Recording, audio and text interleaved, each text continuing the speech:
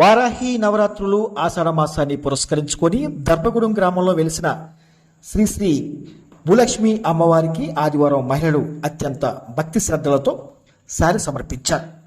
శాకాంబరి అమ్మవారిగా దర్శనమిచ్చిన భూలక్ష్మి అమ్మవారికి 11 రకాల పిండి వంటలతో పాటు పూలు, పండ్లు, పసుపు, కుంకుమ, సారె, చీరలు సమర్పించి ప్రత్యేక పూజలు నిర్వహించారు.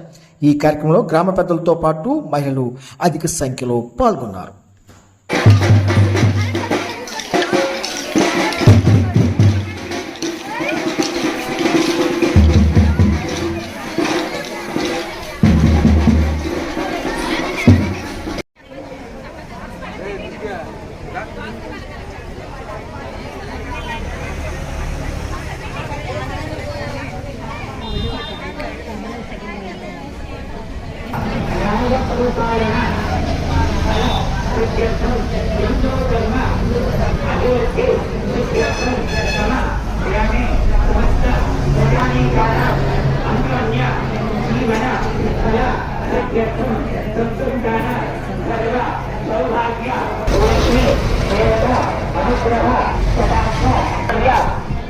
సమర్పయామి.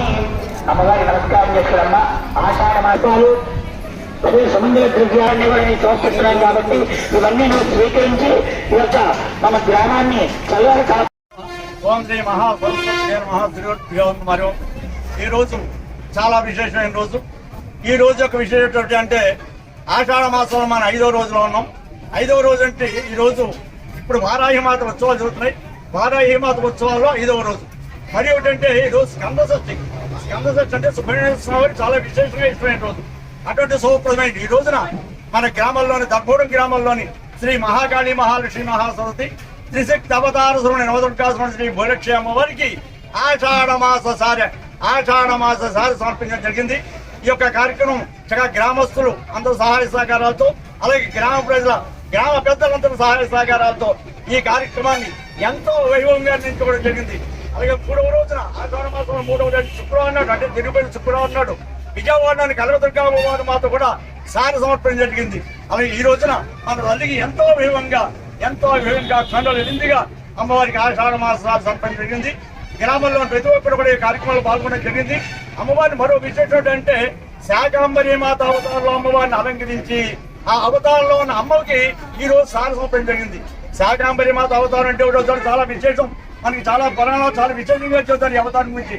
ఎవరైతే ఈ అవతారాన్ని భక్తితో నమస్కారం చేసుకుంటూ దర్శిస్తారో వాళ్ళకి ఇహమందు మనమందు కూడా సుఖ సౌఖ్యాలు కలుగుతాయండి.